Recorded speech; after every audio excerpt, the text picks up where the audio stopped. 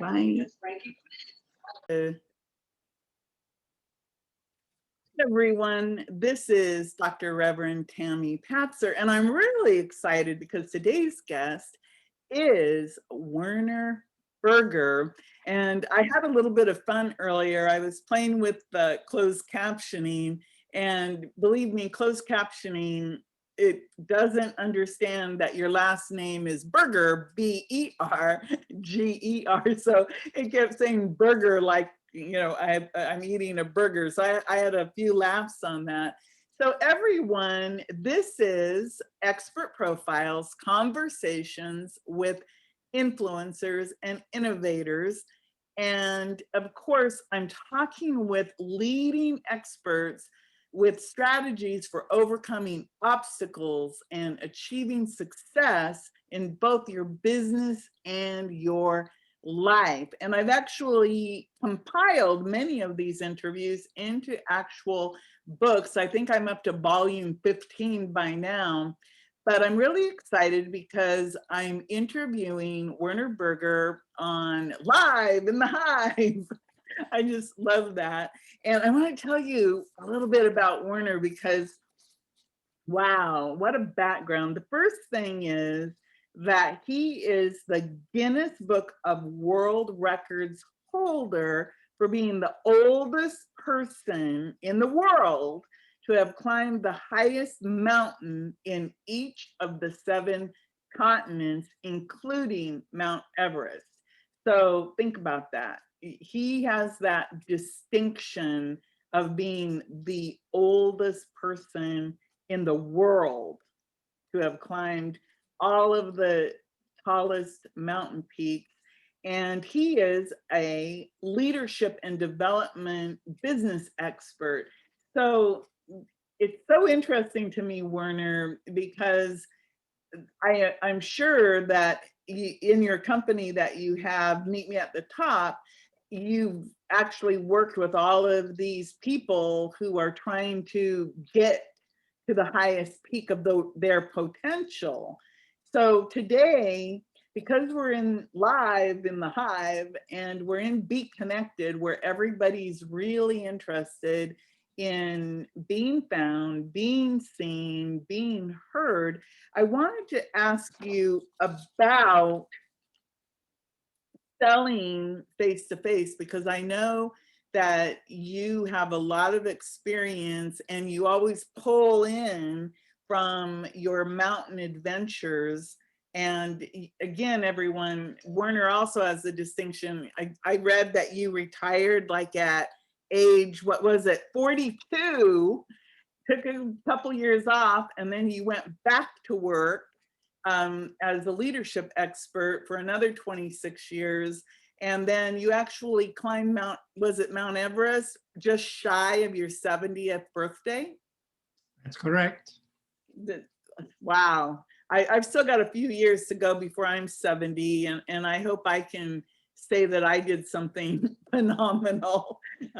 My big claim to fame was when I was 61, I went to Alaska for the first time. And just in that was a big deal for me, because I understand why you would love the mountains, because it's just something about it. It's just phenomenal. So I wanted to ask you to tell me about, how do you overcome that feeling that so many people have about being sales people? Everyone thinks it's icky to be in sales, but I think you have a different perspective. What is that? Oh, absolutely. I have a different perspective, because our normal view of a salesperson is somebody that's going to do something to you. They're going to manipulate you and twist you and get you into a position where you really cannot say no, because their entire focus is on making the sale. In other words, serving themselves, as opposed to the focus being, I'm here to serve my potential customer. And that means I need to help them solve one of their problems. And the moment I can do that, it's no longer me attempting to sell them. It's them wanting to buy from me. As long as there's a balance in the win-win sense between what I'm charging and I have to charge. Otherwise, the transaction becomes a win-lose transaction. And I can only survive a certain length of time in a win-lose situation. So I have to charge. But at the same time, I also have to be convinced that they will get far more by making this purchase than I will get. And that's fine. So it's a flipping of I'm selling you to I'm serving and supporting and potentially educating you to the point where you will know if this is right for you or not. And if it's not right, you can say so. And I won't manipulate you through objection handling and all kinds of other tactics and techniques to make you do something. And that's the salesperson we all, I'm going to use the word hate. It's interesting because you said a couple things that really ring with me. And you said that you help to educate them. But the biggest thing you said is that you have to charge.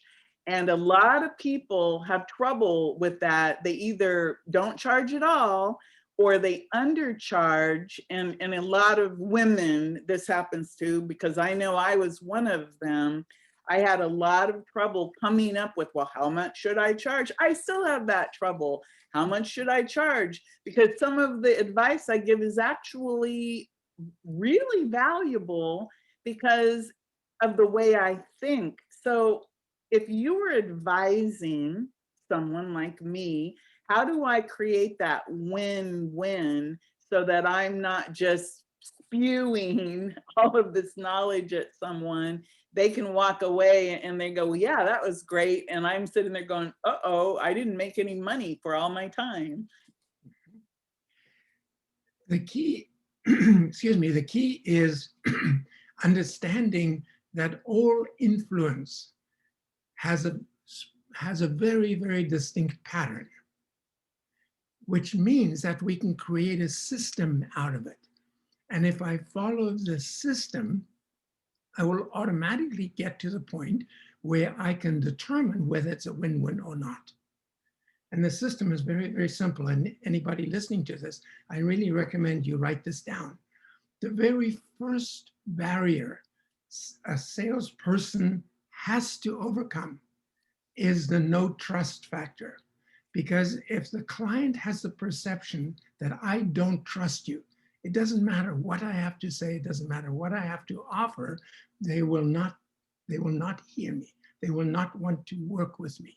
So the first obstacle is no trust. The next one is no need. I don't need what you have.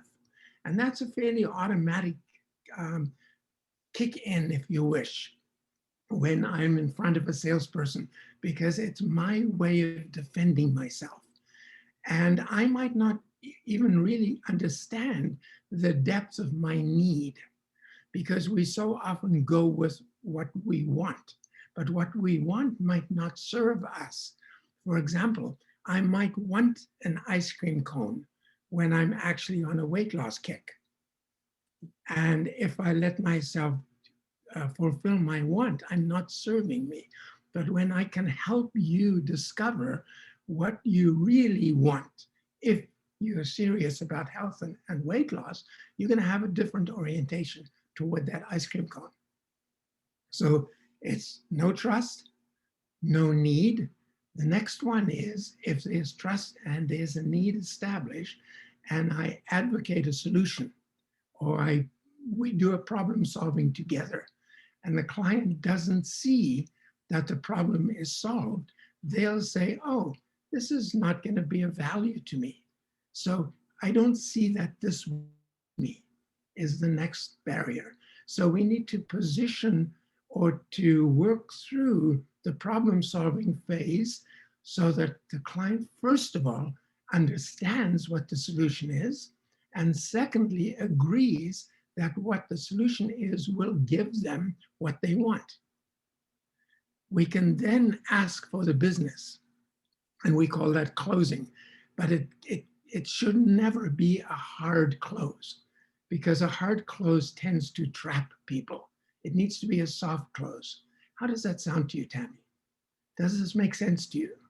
Makes sense to me. Or And should we? I have been on that where they're trying to do that hard close where they literally put the pen in your hand Yeah, yeah. and try to get That's you to sign. manipulation. That's manipulation. So when I say, does that make sense to you? And you say, yes, it does. Then I say, well, it's ready to do business. Now, something else kicks in for the buyer at this point, and that's fear. The fear that they've given in too easily, the fear that this might not work, even though the other things have now been in place. And so they come up with an objection. And the objection could be, oh, I have to think about this, or I have to check with my wife, or, whatever it is that comes up. So at this point, the obstacle could be called no hurry. I'm not in a hurry to make a decision.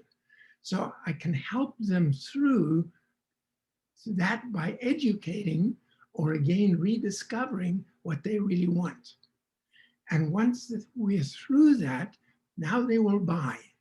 And the final obstacle is, I did not get value from doing business with you.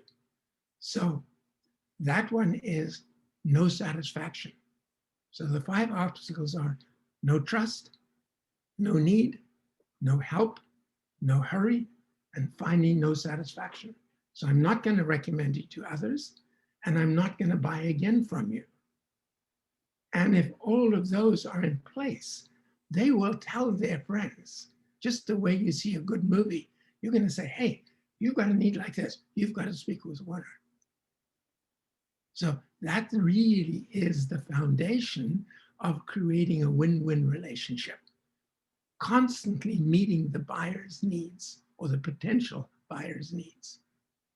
That does make a lot of sense, but I do have a question, because often people love working with you, but I have a tendency sometimes, I don't want to tell people like my secret. So how would you overcome something like that? If I'm working with someone and I think they're really, really great, but I don't really want the rest of the world to know because it's like my secret sauce. How would, if I'm someone's secret sauce, how can I get them to overcome their fear that maybe they're going to lose out if they share that I'm great? I've seen this happen to me and other people. And also, so that's one part of my question. The other part is, I mean, let how me do jump in. you, I'm not completely clear on what you're asking. When you okay, say me, are you talking yourself as a salesperson or as the buyer? Who's not wanting to share their secret sauce? sometimes the buyer will work with someone who is great, or or they get a really good service, but they don't necessarily go sing your praises, because it's almost like they don't want anyone to know that they've found a secret sauce that helps them do something. So as the secret sauce person, how would you talk to someone and say, hey, it's okay for you to share this, that I do good work for you, if they're happy? It would be the way I position it. If I know that they are happy, I might say something like, Tammy, what would really help me is if you could refer me to some of your friends that have similar wants and needs. And then I might add, and as you know, I am absolutely here to serve them, not to push them into doing something that they might not want to do. I will serve them the way you would serve them as your friend. And some people will not do it. Most people will do it because they trust and they like you. And that's the key. They have to trust and they have to like you. and So so much I of think like. I think you're right. So here we are, we're in the live in the hive in Be Connected, where people are using the connection generator, for example, and they want to connect with other people, either, you know, to create business alliances or maybe even to make new friends or to generate business, and they're encouraged to connect and meet, and then of course to review that connection. So from your point of expertise, how should people use that time, and how much time, what should they be doing in this connection time, when they're using a platform like Be Connected to connect? Okay, the very first thing, of course, has to do with my profile in the system so that I really connect with like-minded people or with people that might be interested in what I have. Then we need to get phone to phone or Zoom to Zoom, and preferably I will turn to them and say, wow, Tammy, what a pleasure meeting with you. And it's got to be genuine. Actually, let me sidetrack for a moment. Okay. Sales has to be the expression of your capability of being a leader, which simply means that there are two key components to this. One of them, of course, is communication skills, and these are particularly selling skills. Leadership skills are still communication skills. They're people-to-people skills. But the other part is, who are you being as you are interacting or communicating with me? Are you being from the perspective, and I will read this in you, that you're here to make a sale? Or are you coming from the perspective, I'm interested in you and I'm here to support you if I can? So that orientation is so critical. And then when we do get face to face or Zoom to Zoom or on the phone, I might say to you, Tammy, I'm so thrilled, you know, that we got together. Um, let's spend the next half hour, if that's okay with you telling me a bit about yourself, me telling a bit about myself, and seeing if there's a fit in terms of the potential of us to interact or even do business in the future. Is that okay with you? I have to get their approval or their commitment, because they're again three keys in a very early interaction. Number one is, what is the purpose of this call? You and I have to agree on what's the purpose of this call. The second one is another P. What's the process that we are going to be using to serve this purpose? And the final P is at least an understanding, and I might not use this phrasing, but what's the payoff for you and I to be spending this half hour together so that it's not a waste? And if you know what my purpose is and you agree with it, you know what my recommended process is and you agree with it, and you have a sense that I'm not here to manipulate you, but I'm looking for a win-win outcome, you're going to be much more open to talk with me. And at some point in time, if I see that there's a need, I might schedule another call, or I might say, Tammy, may I ask you some additional questions about what you just said? Again, I've got to get your permission because I've got to be on your wavelength. I've got to be on your side of the table. And as you share that with me, there's a structure or there's a pattern in asking questions on the task level or the head level, which people can very easily answer. And what we're looking for is a gap between what they have and what they want. And if there's no gap, I've got nothing to sell. Or if there's no gap that fits what I have to offer, the bigger the gap, the more than likely that we can do business together. And then, of course, the next set of questions has to be at the heart level, because all sales decisions or buying decisions are made at the gut, at the feeling level.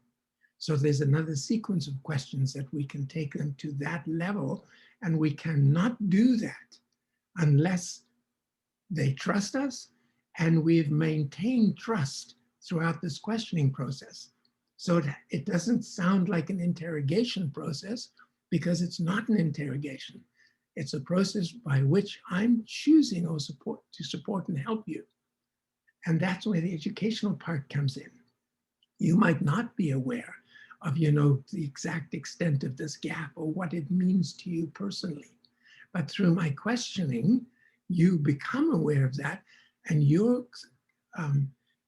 acceptance of me as, an authentic, knowledgeable expert increases exponentially as I do this correctly. And it's not manipulation, because it's all about you determining and me understanding what your needs are, what your wants are, what the impact or the significance of that in your life is. And until I know that, I've got nothing to offer you. I was going to use the word nothing to sell you, but the word is more accurate. I have nothing to offer you. If I have something, we can then go into problem-solving mode, and I can describe that to you and get your agreement and understanding, and then move on. And if not, again, we can be friends. Well, a lot of times you may not have anything, like you said, to offer in terms of selling something, but you do have, perhaps you can be a support system to that person. Maybe you can be a mentor to that person, or offer just that, whatever that human connection. To me, a lot of what you're saying, it makes me feel like my natural curiosity um, pops up, and I think a lot of times when we're, we go into that desperation of trying to sell something, all of the things that you're talking about, getting the consent, we forget about that, or we don't think enough about the other person and about, what are their needs and what do they want. I want to keep these shows actually fairly short, and you've given a lot of really good information. Now, I'm sure that everybody, when they're looking at your image, they see the mountain behind you. My natural curiosity is like, tell me where that is and the significance of you and your mountain climbing adventures. And maybe tell me, is there anything coming up? We're coming out of COVID and everybody's excited to get back to something. Tell me more about the mountains and about what you're planning in the future. Okay, you can see some climbers at the bottom of the V. We are approximately 3 hours hiking away from Mount Everest Base Camp in the Himalaya. And this is probably the most gorgeous scenery that anybody can ever see. And I know there's a lot of gorgeous scenery in the world. I take people on what I call transformational life experiences, or if I'm dealing with corporations, transformational leadership experiences, because I learned more about myself as a person and a leader than on these treks than I ever had as a corporate leadership consultant. Now that says a lot. And the only reason is I got to learn who this guy is. I got blown away by who this guy is. And everybody that has ever gone with me has come away saying, wow, I've had a life-changing experience. And when I say, what kicked in for you, the normal things that come back are, I got to know who I am. I really saw a dimension of me that I had not accepted. I'm blown away by who I am and by what I can do. And the other thing that they talk about is having a sense of connection, not just with fellow climbers, but with the entire globe, with the environment, with the rocks, with the path, with the assistant guides that we have. And as a result of that, that's where leadership comes from. That's the intrinsic part of the human being within a connection. And you cannot teach that. It has to be developed. It has to be personally learned. It cannot be learned from the outside. And there are lots of ways of doing that, but this is the way that I found. And it's just, a brilliant adventure in addition to a discovery of self. And my first climbs, I had no intention of discovering self. Never even thought of that.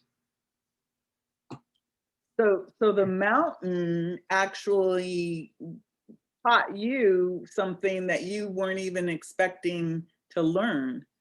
And when you talk about yourself, what was the big discovery that you made about yourself through the mountains? And it really isn't as much the mountain as it was the effort and the day-to-day focusing on the next step and the next step and the next step, which, and I can't talk about this as learning. Somehow it's just integration into knowing what it feels like to be living in the moment, knowing what it feels like to be totally responsible for what I do with the next step. Either I'm going to step on a pebble and I'm going to fall, or I'm going to step on a slope and I'm going to fall, as opposed to being responsible for me. And the other part is just simply, as I mentioned a bit earlier, the connection, the real sense of humility, humbleness relative to this amazing globe that we're in, and this amazing environment where everything is just absolutely wonderful and perfect, and feeling at one with it. And it's not always doing that in the moment because of some exhaustion, because we're dealing with high altitude. But in retrospect, it's just like, wow, what an experience. And as a result of that, knowing that there was a shift and being able to recall that feeling whenever I reflect back on it, because it's not something that stays with me all the time, but I can recall the feeling at a moment's notice. All I have to do is remind myself of being there.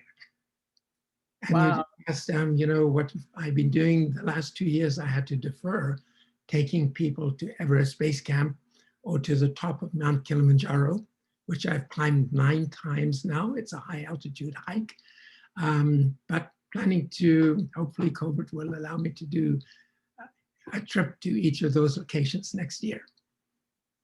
So it looks like maybe 2022 might be the time. So if somebody wants to reach out to you, and again, they can have great connection conversations with you. They can ask you about leadership. They can ask you about sales training. And of course, they can ask you about your mountain adventures. What's the best way for people to get in contact with you? Probably by email. And that's very simply Werner, and that's WERNER at Quest, not West, Quest736.com. And anybody that contacts me, if they want a brief summary of, the steps in selling, I'm happy to ship them that because, just like you, my intent in doing this is to have an impact, not just to have a nice conversation with a beautiful woman called Tammy, Dr. Tammy.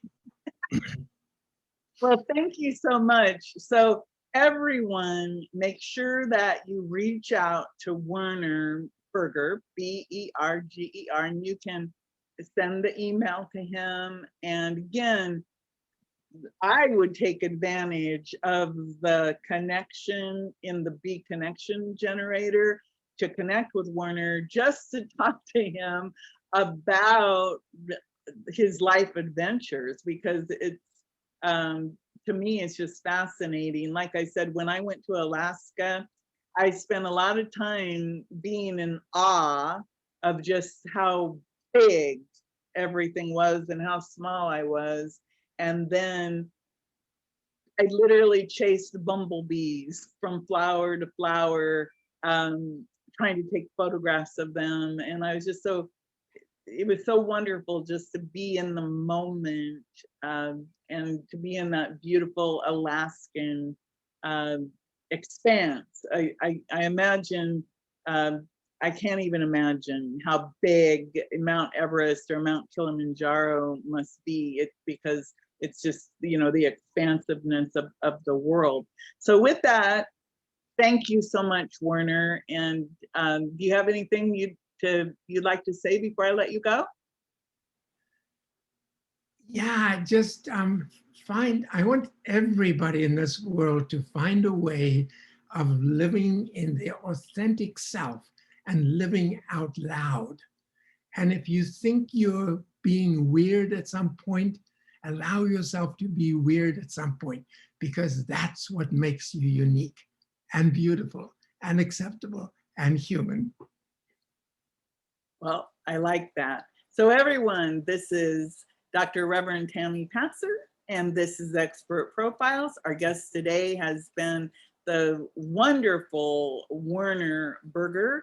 So watch this replay and take note, and I will see you again tomorrow. And until then, make it a beautiful day.